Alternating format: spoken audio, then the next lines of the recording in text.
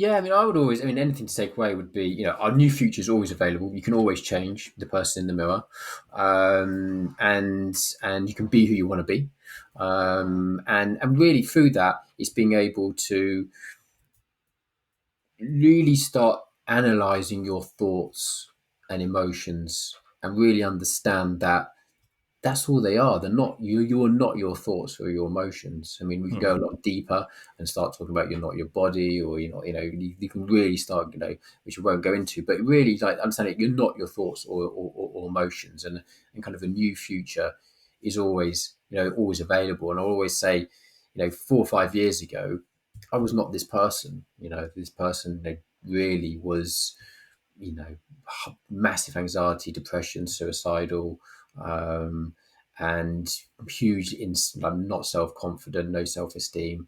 And just by doing these inner work, let's say start with meditation, to start with doing a little bit of breath work, through visualizations, all these, gratitude is obviously a huge one, and just be able to, start understanding who you are a bit more.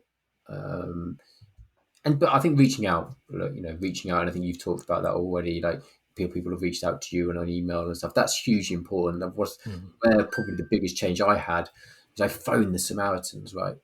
Back in 4 or 5 years ago, and and that made a monumental difference, because I realised I could actually speak to someone, and I was, as men, we're quite private. No one really, we don't really speak, we don't really Yeah. share our thoughts and feelings like you said. And that was a big change for me. So I always say to people, like, just reach out to someone. It could, and actually, it's best to be someone who's completely anonymous. Like, not a friend, or not a partner, or an acquaintance. Like, actually, like, yeah, phone like Samaritans. Get in contact with someone like myself, because it makes a massive difference when you can do that, especially if someone who at least knows, how to listen, not judge, not give you advice or try to project their story onto you or anything. Like, someone who's just prepared to, to listen, and really listen, is super important. And do you find that, like, just by letting it out, it kind of releases the energy, it releases its hold? You're no longer letting it kind of be like a face hugger from Alien. You're no longer letting it just latch onto you because you're kind of releasing it out.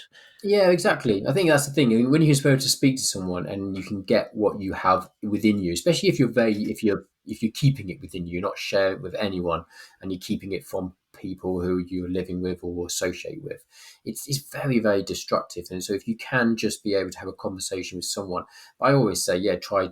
It is actually best to have it with someone who's doesn't know you. He's completely, has no previous, like I did with the kind of the Samaritans and stuff, and when Mm. people come to me, because I found people a lot more, a lot more open. I mean, even had someone knock on my door the other day, and he was obviously, selling me something, and we just started chatting, and he told me his life story, like within like 10, 15 minutes, he just straight off, and but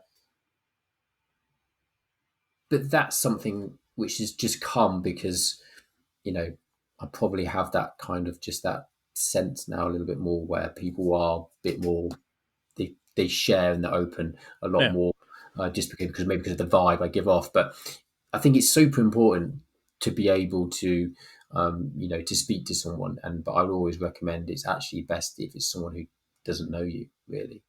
Because I think if you remove the emotion, it can help so much. And even if it's something like breathing space, or like, like Samaritans or the Red Cross, there's always some. I mean, I interviewed David Hayes. He was convicted criminal, came out, and he said the number of times people said to him, "You're just going to be a prisoner. You're just a number." And he was like, "Well, no, they're real people."